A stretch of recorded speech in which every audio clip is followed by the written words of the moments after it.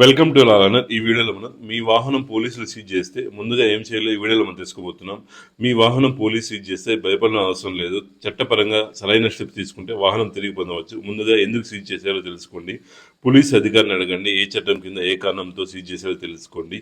Next సాధారణ కారణాలు వచ్చేసి ఆర్సీ, ఇన్సూరెన్స్, పియూసీ, డిఎల్ లేకపోవడం, ట్రాఫిక్ చలాన్లు, బకాయిలు, మద్యం తాగి డ్రైవింగ్, ప్రమాదం లేదా నేరంలో వాహనం ఉపయోగం, మోటార్ వెహికల్ యాక్ట్ ఉల్లంఘన. మీకు కారణం తెలుసుకునే హక్కు మీకు ఉంటుంది. నెక్స్ట్ సీజర్ మెమో అంటే చలానా స్లిప్ తప్పక తీసుకోండి. రాతపూర్వక పత్రం లేకుండా వెళ్ళవద్దు. అందులో ఉండాల్సినవి వాహనం నెంబర్, సీజ్ చేసిన తేదీ, స్థలం, కారణం, అధికారి పేరు, హోదా.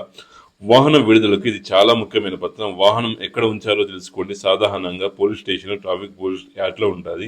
నెక్స్ట్ ఖచ్చితమైన లొకేషన్ అడగండి, లేకపోతే పార్కింగ్ ఛార్జెస్ పెరుగుతాయి. నెక్స్ట్ అవసరమైన లీగల్ ఫార్మాలిటీస్ పూర్తి చేయండి. కారణాన్ని బట్టి ఫైన్ చలాన్ చెల్లించాలి, డాక్యుమెంట్స్ చూపించాలి, ఇన్సూరెన్స్, పియూసీ రెన్యూ చేయించాలి. నెక్స్ట్ ట్రాఫిక్ కోర్ట్ మేజిస్ట్రేట్ ముందు హాజరు కావాలి.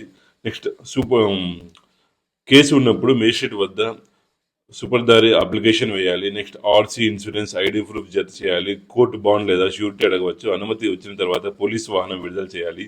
టోయింగ్, పార్కింగ్ ఛార్జెస్ చెల్లించండి. ఆలస్యం చేస్తే ఛార్జీలు పెరుగుతాయి, కాబట్టి వెంటనే చర్య తీసుకోండి. అక్రమంగా సీజ్ చేస్తే మీకు హక్కులు ఉన్నాయి. సీనియర్ ఆఫీసర్కి ఫిర్యాదు చేయండి. కోర్టును సంప్రదించండి. అవసరమైతే పరిహారం కూడా పొందవచ్చు. మోటార్ వెహికల్ యాక్ట్ ప్రకారం చట్టపరమైన కారణం లేకుండా వాహనం సీజ్ చేయలేరు. నెక్స్ట్ వాహనం సీజ్ అయినప్పుడు భయపడకండి. చట్టపరమైన సరైన విధానం పాటిస్తే వాహనం తిరిగి పొందవచ్చు. ఈ వీడియో మీకు ఇన్ఫర్మేటివ్గా అనిపిస్తే please subscribe my channel. Thank you for watching. జై హింద్.